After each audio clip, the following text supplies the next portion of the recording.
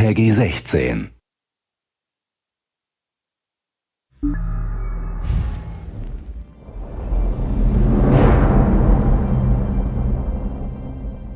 My name is Nick Conkle, and I'm lead gameplay designer for the Elder Scrolls Online. Elder Scrolls games have always had very open-ended progression systems, and this one's no different. There's a huge number of choices, and you can choose to focus on one or spread yourself amongst all of them. And of course, if you spend enough time, you can eventually master them all. So let's start with the very basics. As you play the game, killing monsters, doing quests, or exploring the world, you're going to gain experience points that's going to allow your character to level up. It isn't just leveling up that gives you skill points. You can also get them by finding special shards in the world called sky shards, or by doing special quests along the main path. When you do level up, you get a point to spend in an attribute and a point to spend in a skill. Attribute points increase the three basic resource pools in the game: health, magicka, and stamina. Health is drained when you take damage in combat, magicka when you cast spells, and stamina when you sprint or use weapon abilities. Attributes are how you define your character in broad terms. Do I want to be really survivable? Do I want to be a mage caster person? Or do I want to be a physical in-your-face type attacker?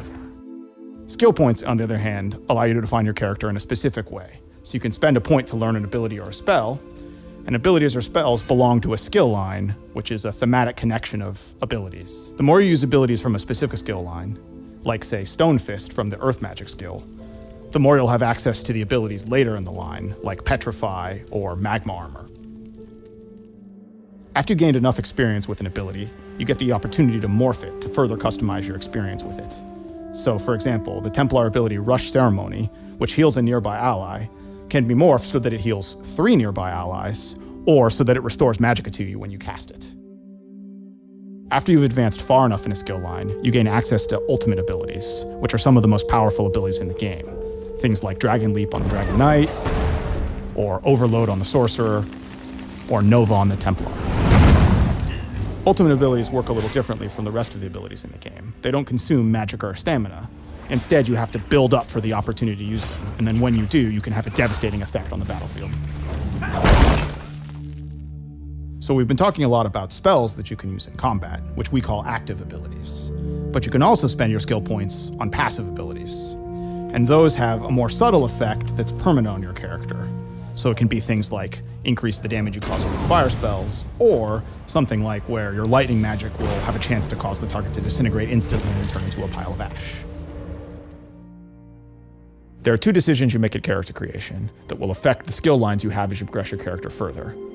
Your race, which gives you a set of abilities that helps define the identity of that choice, and your class, which actually gives you 3 unique skill lines that follow a general theme without actually forcing you into a specific role.